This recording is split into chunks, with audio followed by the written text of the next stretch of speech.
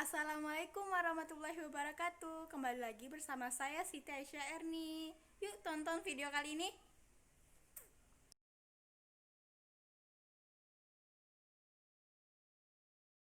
Baiklah, saya akan menjelaskan materi tentang teori kreativitas dan inovasi.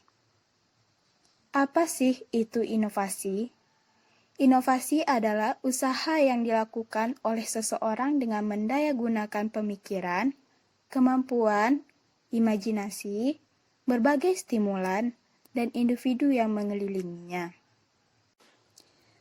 Materi selanjutnya ada jenis inovasi.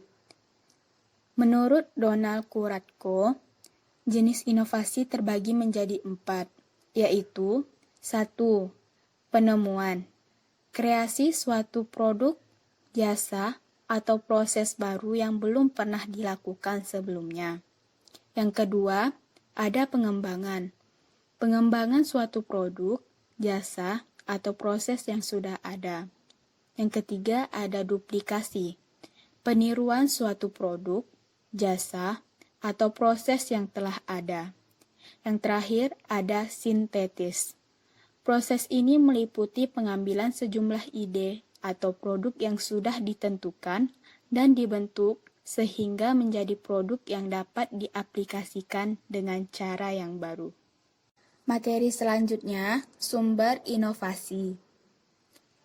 Ide inovatif dapat bersumber pada kreativitas eksternal dan kreativitas internal. Kreativitas eksternal dapat dirangsang dengan memanfaatkan secara sistematis rasa keinginan tahuan tentang perkembangan, ide, dan kekuatan baru yang sedang berlangsung di sekitar seseorang. Dengan melakukan hal ini, seseorang membangun sumber informasi tentang berbagai hal, fakta, kesan, citra, dan berbagai ide. Dengan demikian, seseorang dapat memperoleh ide yang dapat diraih dan dimanfaatkan. Kreativitas internal muncul secara tiba-tiba ketika seseorang sedang sibuk dengan kreativitas eksternal. Dalam upaya ini, menggunakan pengalaman sebagai sumber karena pengetahuan dapat diperoleh melalui belajar. Baiklah, kita memasuki pada teori terakhir, yaitu teori kreativitas dan prinsip-prinsipnya. Yang pertama, ada dasar-dasar pemikiran kreatif. Kreativitas adalah suatu kemampuan yang ada di dalam diri individu untuk mengaktualisasikan dirinya dengan cara mengombinasi ide-ide yang sudah ada menjadi sesuatu yang baru. Kreativitas muncul dari orang yang sering menggunakan otak kanannya karena kecenderungan otak kanan untuk berpikir berbeda dengan orang lain.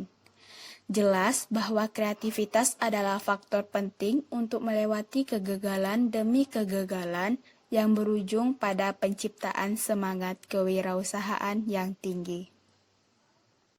Yang kedua, ada prinsip berpikir kreatif. Ada beberapa prinsip yang harus dilakukan untuk bisa berpikir kreatif, yaitu prinsip pertama, pola pikir kreatif diawali dari teori ketidaksempurnaan. Kita telah mengetahui bahwa teori ketidaksempurnaan adalah cikal bakal teori kreativitas. Prinsip kedua, ada bisnis yang isi tetap kosong dan kosong tetapi berisi. Bisnis itu pada hakikatnya merebut pasar, baik dalam menciptakan produk, membuat inovasi, meningkatkan atribut, dan lain-lainnya. Prinsip ketiga ada think differently with opposite position.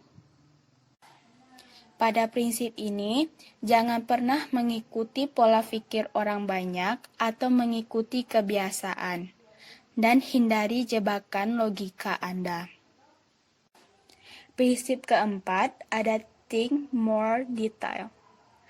Dari prinsip keempat ini, kita harus ubah pola kebiasaan Jangan secara visual, melainkan detail. Amati film bukan dari tokohnya, melainkan pendukung dan sisi figurannya.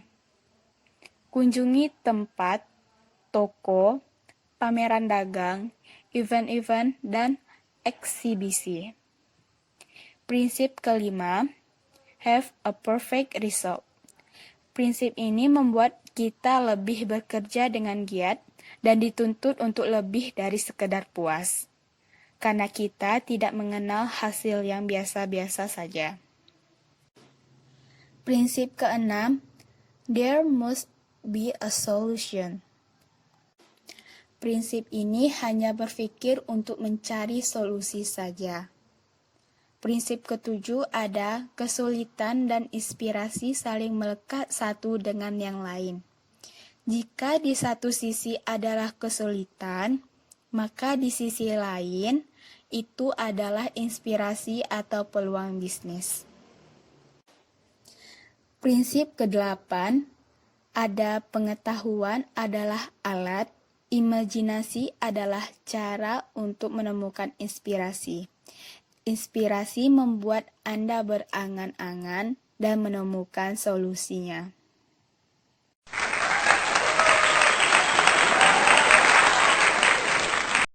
Terima kasih kepada para penonton yang udah nonton video kali ini.